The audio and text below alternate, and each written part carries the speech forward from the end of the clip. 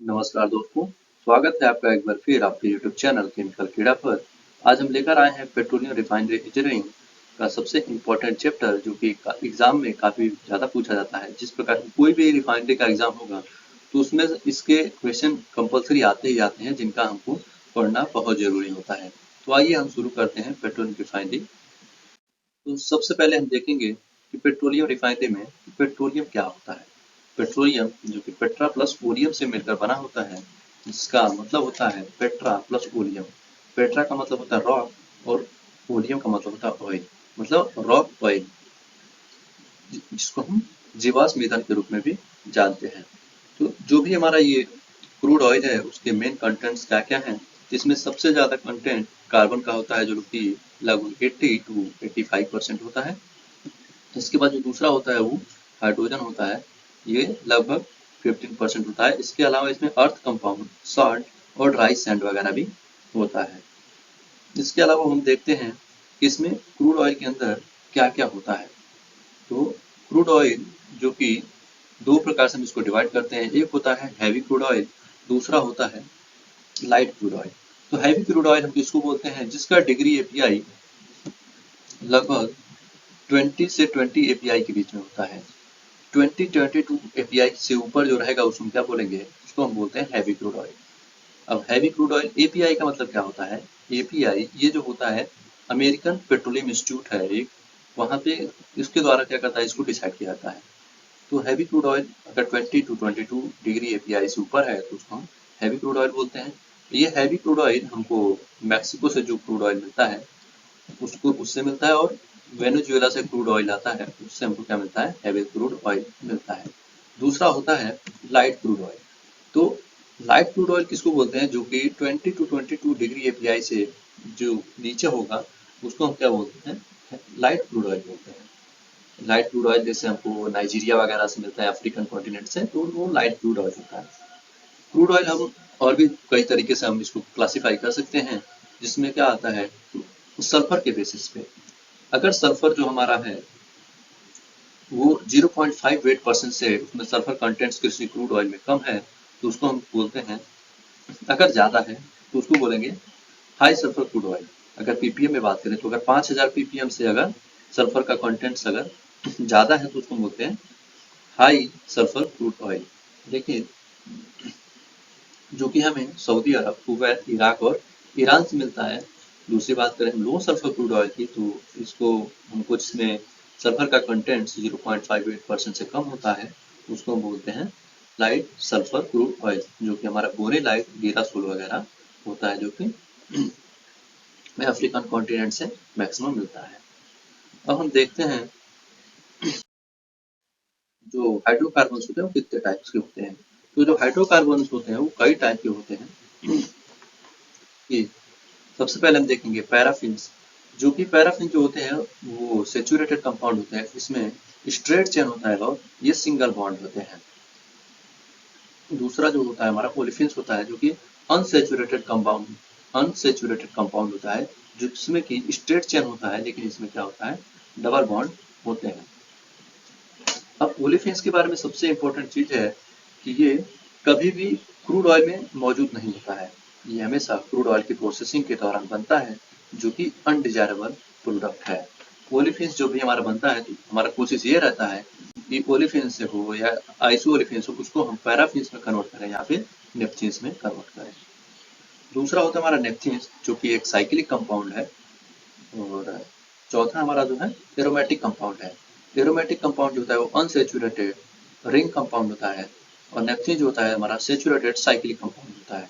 दोनों हमको देखने में सिमिलर लगता है लोग, लेकिन दोनों में हमारा बहुत डिफरेंस होता है। इसके बाद हमारा आता है इंटरमीडिएट कंपाउंड। अच्छा, पैराफिनिक क्रूड ऑयल क्या होता है, तो पैराफिनिक क्रूड ऑयल वो क्रूड ऑयल होता है जिसमें हमारा पैराफिन्स की क्वालिटी बहुत ज़्यादा होता है। पैराफिनिक क्रूड में हमारे क्या होगा, स्ट्रेट चेन और सिंगल बॉन्ड बहुत ज़्यादा होगा, जिसको हम बोलेंगे पैराफिनिक क्रूड ऑयल। ये हमको बॉम्बे हाई से मिलता है। इसकी क्वालिटी एक ये होती है कि पैराफिनिक क्रूड ऑयल में हमारा वैक्स फॉर्मेशन बहुत ज़्यादा होता है। तो हमारा वैक्स बहुत ज़्यादा बनेगा, उस वैक्स का हमको क्या यूज करना है वो हमें पता होना चाहिए। अगर हमको उसके प्रोसेसिंग नहीं पता है तो हम फिर पैराफिनिक क्रूड ऑयल नहीं यूज करेंगे। फिर दूसरा हमारा होता है नेप्थेनिक क्रूड ऑयल या एस्फॉल्टिक क्रूड ऑयल। तो नेप्थेनिक क्रूड ऑयल में क्या होता है, हमारा फोक फॉर्मेशन बहुत ज़्यादा होता है, लेकिन इसमें क्या होता है, बहुत ज़्यादा एरोमेटिक मिलता है। इसके लिए हम हमारी कोशिश ये रहती है कि हम नेप्थेनिक क्रूड ऑयल या एस्फॉल्टिक क्रूड ऑयल का यूज करें, जो कि हमें आसाम से मिलता है। तीसरा हमारा है इंटरमीडिएट क्रूड ऑयल। मैक्सिमम क्या करते हैं हम, ये जो नेप्थेनिक क्रूड ऑयल और पैराफिनिक क्रूड ऑयल के बीच में जो क्रूड ऑयल होता है उसको बोलते हैं इंटरमीडिएट क्रूड ऑयल। तो इसका यूज भी मैक्सिमम करते हैं। उसके बाद दूसरा है हमारा एक 10 नंबर। 10 नंबर के थ्रू भी हम क्या करते हैं, हम इसको क्लासिफाई करते हैं कि जो हमारा क्रूड प्रोसेसिंग यूनिट है उसको हम उसमें हम कौन सा क्रूड ऑयल यूज करने वाले हैं, वो हाईली एसिडिक है या लो एसिडिक है, जिसमें उसमें एसिड कंटेंट जैसे कार्बोक्सिलिक एसिड और भी बहुत सारे एसिड क्या होते हैं क्रूड ऑयल में मौजूद होते हैं। तो उसका भी क्लासिफिकेशन हम 10 नंबर के 10 नंबर मतलब टोटल एसिड नंबर के द्वारा हम क्या करते हैं, अगर किसी भी क्रूड ऑयल का 1 mg/h अगर 10 नंबर है तो उसको हम अपॉर्चुनिटी क्रूड ऑयल के रूप में देखते हैं। ये क्रूड ऑयल बहुत सस्ता होता है नॉर्मल क्रूड ऑयल से, लेकिन इसकी प्रोसेसिंग बहुत कठिन होती है। इसके लिए हमारे पास जो भी रिफाइनरी है उसका हम क्लासिफिकेशन इसके हिसाब से करते हैं, क्या हमारा वो रिफाइनरी इस 10 नंबर के क्रूड ऑयल को प्रोसेस कर पाएगा या नहीं कर पाएगा। अगर हम हाई 10 नंबर वाले को यूज कर रहे हैं तो हमको उसके लिए अलग से रिफाइनरी को अपग्रेड करना होगा या फिर इंस्टॉल करना होगा। कोई सा भी हमारा जो क्रूड ऑयल है वो हमारा हाई सल्फर क्रूड ऑयल हो या फिर लो सल्फर क्रूड ऑयल हो, सबसे पहले हो जाएगा क्रूड डिस्टिलेशन यूनिट। तो आइए हम देखते हैं क्रूड डिस्टिलेशन यूनिट हमारा किस प्रकार से काम करता है। तो हमारा ऑयल जो होता है वो सबसे पहले हमारे पंप में आता है, तो पंप के द्वारा वो उसको पंप करके कहाँ भेजा जाता है, उसको हम प्री हीटर में भेजते हैं। प्री हीटर में भेजने पर क्या होता है, उसका जो टेम्परेचर है उसको हम 120 से लेकर के 130 डिग्री टेम्परेचर करते हैं, ताकि उसके जो भी उसमें कंपोनेंट्स हैं वो एक्टिव हो जाए। उसके बाद से हम उसको भेजते हैं डिसऑल्टर यूनिट में। डिसऑल्टर यूनिट में जब वो जाता है तो उसमें से जो भी सॉल्ट्स हैं जैसे कैल्शियम मैग्नीशियम के जो भी सॉल्ट्स हैं उसको हमको रिमूव करना है। उसको रिमूव इसलिए करना है क्योंकि जब वो कॉलम के टॉप में जाएंगे तो वो जो भी हमारा इक्विपमेंट लगा हुआ है उसमें क्या करेंगे, कोरोजन करेंगे। उस कोरोजन से बचने के लिए हमें कैल्शियम मैग्नीशियम और जो भी जितने भी सॉल्ट्स हैं उनको हमको रिमूव करना है। दूसरा इसका सबसे बड़ा रीजन ये है कि ये जो हमारे रिएक्टर होते हैं, रिएक्टर के अंदर जो हमारे कैटलिस्ट होते हैं ये उन कैटलिस्ट के ऊपर जाके बैठ जाते हैं, जिससे हमारा क्या होता है, कैटलिस्ट डीएक्टिवेट हो जाता है। और जब हमारा कैटलिस्ट डीएक्टिवेट हो जाएगा तो वो हमारा रिएक्शन बराबर नहीं होगा। जब हमारा जब रिएक्शन बराबर नहीं होगा तो हमको डिजायरेबल प्रोडक्ट नहीं मिलेगा और साइड रिएक्शन होगा तो हमारे खतरे के चांसेस बढ़ने लगेंगे। अच्छा, हमने सॉल्ट्स को अब रिमूव कर दिया। अब इसके बाद से हम उसको क्या बोलेंगे, प्री हीटर 2 में लिख लेंगे। प्री हीटर 2 में क्या करेंगे, उसका हम टेम्परेचर लगभग 180 से लेकर के 200 डिग्री सेंटीग्रेड तक इसको हम इसका टेम्परेचर बढ़ाएंगे। इतना टेम्परेचर बढ़ाने के बाद से हम क्या करेंगे, इसको हम जो भी इसको हम प्री फ्लैश फर्नेस में भेजेंगे।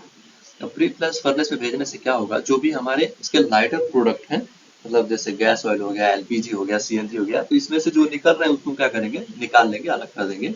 उसके बाद से हम इसको कहाँ भेजेंगे, प्री फ्रैक्शनेटर भेजेंगे। प्री फ्रैक्शनेटर में जाएगा तो जो भी हमारे इसमें से जो लाइटर गैस है वो लाइटर गैस को हम क्या करेंगे, निकाल लेंगे। लाइटर गैस जो भी हमारा निकलेगा उसको हम कहाँ भेजेंगे, उसको हम भेजेंगे स्प्लिटर में। स्प्लिटर में जाने के बाद से हम इसमें से जो भी हमारा एलपीजी, सीएनजी, गैस ऑयल जो भी हमारा निकलेगा उसको हम निकाल लेंगे और बॉटम से हमारा क्या निकलेगा, इसमें से लाइटर नेफ्था निकलेगा।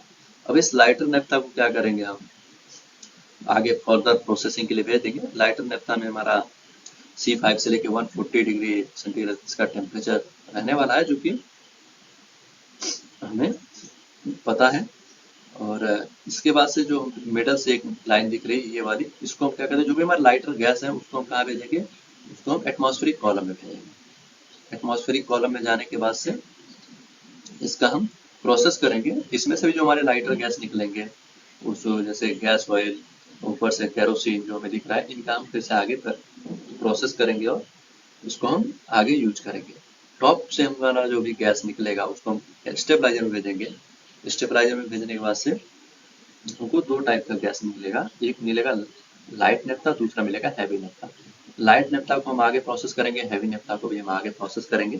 जैसे जैसे हम आगे बढ़ेंगे इसके बारे में हम विस्तृत रूप से चर्चा करेंगे। अब हम फिर से आते हैं प्री फ्लैश कॉलम में। प्री फ्लैश कॉलम के बॉटम से हमें कुछ हैवी प्रोडक्ट मिलेंगे जिसको हम क्या करेंगे, फर्दर हीट करेंगे। हीट करने के बाद से हम इसको एटमॉस्फेरिक कॉलम में भेजेंगे। एटमॉस्फेरिक कॉलम में हम भेजने के बाद से क्या होता है, एटमॉस्फेरिक कॉलम में हमें हीट की सुविधा दी होती है। अब इस लाइन में जो भी हमारे लाइट गैस ऑयल रहेंगे, बॉटम से जो निकल रहे हैं उसको हम, तो जो भी लाइट गैस रहेगा वो टॉप से निकल जाएगा और जो भी उसमें हैवी गैस रहेगा वो बॉटम में आएगा। अच्छा, अब हैवी गैस है, इसको हम ज़्यादा टेम्परेचर नहीं दे सकते हैं, क्योंकि ज़्यादा अगर हम टेम्परेचर देंगे तो क्या होगा, इसमें कूप फॉर्मेशन होगा। उस कूप फॉर्मेशन से बचने के लिए हम इसमें क्या करेंगे, आगे प्रोसेस करने के लिए हम उसको वैक्यूम कॉलम में लेके जाएंगे। तो वैक्यूम कॉलम में लेके जाने से पहले इसमें बहुत सारे भी गैसें होंगी जिनको क्या करेंगे, फर्दर थोड़ा हीट करेंगे फर्नेस में ले जा करके, और हीट करने के बाद से जो भी इसमें से लाइटर गैस वगैरह रहेंगे वो निकल जाएंगे। फिर हम इसको वैक्यूम कॉलम में भेज देंगे। अब वैक्यूम कॉलम के टॉप से क्या होगा, हमको कुछ लाइट वैक्यूम गैस ऑयल मिलेगा, कुछ हमको हैवी गैस ऑयल मिलेगा और कुछ वैक्यूम रेसिड्यू मिलेगा। अब जो हमको वैक्यूम रेसिड्यू मिलेगा उसको हम आगे वैक्यूम रेसिड्यू को आगे हम प्रोसेस करेंगे और हम देखेंगे कि इसमें आगे क्या क्या मिलने वाला है। और इसके बाद से हम देखते हैं कि जो भी हमारा आरसीओ मिल रहा है या फिर रिड्यूस क्रूड ऑयल है, उसमें हमारा 25 से 30% क्या है हमारा क्रूड ऑयल का। हमारे मेन फैक्टर से जो भी हमारा बॉटम से जो भी हमारा आरसीओ निकला है उसको, उसके अंदर क्या क्या प्रोडक्ट जो हमारे हैं उसमें से हमें फ्यूल ऑयल मिला जो कि C1 से C2 है, दूसरा हमें एलपीजी मिला C3 से C4, उसके बाद से हमें नेफ्था मिला C5 से 140 डिग्री सेंटीग्रेड। ये हमारे लाइटर डिस्टिलेट हैं। और हमारे जो मिडिल डिस्टिलेट है वो केरोसिन है 140 डिग्री सेंटीग्रेड से 270 डिग्री सेंटीग्रेड। इसके बाद से एटीएफ 140 डिग्री सेंटीग्रेड से 240 degree centigrade, HGO 240 degree centigrade 340 degree centigrade, उसके बाद से HGO 340 degree centigrade 365 degree centigrade, जो हमारा रेसिड्यू 365 डिग्री प्लस टेम्परेचर इसका होता है। अब जो भी हमारा मेन फ्लैश से जो भी हमारी ये चीज़ें निकली हैं ये क्वालिटी मीटअप नहीं करती हैं। तो क्वालिटी मीटअप करने के लिए हम आगे और भी प्रोसेस यूनिट देखेंगे जिसको हम आगे स्टडी करने वाले हैं। वैक्यूम डिस्टिलेशन यूनिट के बारे में अब हम पढ़ेंगे। वैक्यूम डिस्टिलेशन यूनिट को हम वीडीयू यूनिट भी बोलते हैं, जिसमें हमारा जो भी आरसीओ रिड्यूस क्रूड ऑयल मिला है उसको हम क्या करेंगे, आगे प्रोसेस हम टेम्परेचर बढ़ा के नहीं कर सकते हैं, तो हमको लो प्रेशर के अंदर क्या करना है, हमको उसको प्रोसेस करना है ताकि जो भी उसके अंदर जो हमारा क्रूड ऑयल है उसको में से हम जो हमारा डिजॉल्व प्रोडक्ट है उसको निकाल सकते हैं। क्योंकि जो भी हम क्रूड ऑयल प्रोसेस करते हैं उसमें से लगभग 25 to 50% क्या होता है हम निकाल पाते हैं, बाकी का हमारा वैसे ही वेस्ट हो जाता है। मतलब ये कि अगर हम 10 लीटर का क्रूड ऑयल लेते हैं तो लगभग उसमें 5 लीटर का क्रूड ऑयल का हम प्रोसेस कर सकते हैं ऐसे नॉर्मली, बाकी का हमारा वैसे ही पड़ा रहता है। तो बाकी को और भी हमको प्रोसेस करने के लिए क्या करना पड़ेगा, हमको दूसरा यूनिट लगाना पड़ेगा, क्योंकि वहाँ पे क्या होता है एटमॉस्फेरिक यूनिट में क्या होता है हम टेम्परेचर देते हैं तो क्या होता है हमारा निकलता है, अगर हम और टेम्परेचर देंगे तो हमारा जो भी क्रूड ऑयल है वो हमारा खराब हो जाएगा, उसमें से कोक फॉर्मेशन ज़्यादा होगा। तो इसके लिए हम क्या करते हैं, उस क्रूड ऑयल को हम वैक्यूम डिस्टिलेशन यूनिट में भेजते हैं। तो वैक्यूम डिस्टिलेशन यूनिट में हमारा जो प्रेशर रहता है वो लगभग 20 to 30 mmHg रहता है, जिसको हम इजेक्टर के रूप में हम उसमें हम वैक्यूम क्रिएट करते हैं। क्योंकि जो 760 mmHg होता है वो उससे ज़्यादा हम वैक्यूम कर नहीं सकते हैं। तो वैक्यूम क्रिएट करने के लिए हमारे पास बहुत सारे ऑप्शन होता है, जैसे कि इजेक्टर होता है, उसमें वाटर इजेक्टर होता है, एयर इजेक्टर होता है, स्टीम इजेक्टर होता है। तो इस इजेक्टर के बारे में बहुत सारे वीडियो यूट्यूब पे अवेलेबल है, आप चाहे तो जाके वहाँ से आप देख सकते हो। उसके बारे में हम पूरे विस्तार से चर्चा नहीं करेंगे। तो जो भी हमारा आरसीओ आता है उसको हम वैक्यूम डिस्टिलेशन यूनिट में भेजते हैं। तो वैक्यूम डिस्टिलेशन यूनिट में आने के बाद सबसे पहले जो उसका टॉप से निकलता है उसको वो होता है गैस ऑयल। दूसरा जो टॉप कट निकलता है वो गैस ऑयल का निकलता है। तीसरा निकलता है स्पिंडल ऑयल का। चौथा लाइट ऑयल का। पांचवा इंटरमीडिएट ऑयल का और हैवी ऑयल का। और बॉटम से जो निकलता है उसको वैक्यूम रेसिड्यू या सॉल्ट रेसिड्यू कहते हैं। तो जो हमारे गैस निकलते हैं उसको बोलते हैं लाइटर फ्रैक्शन, और बाकी के जो मिडल से निकलते हैं उसको बोलते हैं हैवी डिस्टिलेट। और या फिर जो बॉटम से निकलता है उसको क्या बोलते हैं, लो वैल्यू प्रोडक्ट। तो जो हमारा लो वैल्यू प्रोडक्ट होता है वो हमारा बिटुमेन होता है, H2SO होता है, कूक होता है, सल्फर होता है, बहुत सारी चीजें ऐसे हमको क्या होती हैं मिलती हैं जिसको हमको क्या करना होता है, आगे प्रोसेस करना होता है। अभी हमने वीडियो से या फिर जो हमारा सीडीओ होता है, ये दोनों को हम क्या बोलते हैं, मदर प्रोसेस यूनिट बोलते हैं, जिसके द्वारा हम क्या बोलते हैं जो भी हमारा क्रूड ऑयल होता है उसको हम क्या करते हैं, प्रोसेस करते हैं। तो लेकिन ये सब प्रोसेस करने के बाद भी क्या हुआ है, हमारे पास कोई भी ऐसा प्रोडक्ट अभी तक हमको ऐसा नहीं मिला है कि जिसको हम क्या करें, मार्केट में बेच सकें। तो मार्केट में बेचने के लिए हमें क्या करना पड़ेगा, मार्केट में बेचने के लिए हमें मार्केट के जो भी पैरामीटर है उसको हमें मीट करना पड़ेगा। क्योंकि हमने जो भी चीज़ें बनाई है, फ्यूल गैस हुआ, एलपीजी हुआ या नेफ्था हुआ, केरोसिन, एटीएफ, एनजीओ, एचजीओ, एचडीओ, जो भी है हमारे पास, लाइट डिस्टिलेट हो या मिडिल डिस्टिलेट हो, इसको हमने अभी तक मार्केट में बेचने लायक नहीं बनाया है। तो जब तक हम इसको मार्केट में बेचने के लायक नहीं बना सकते, तब तक हम इसको मार्केट में उतार नहीं सकते।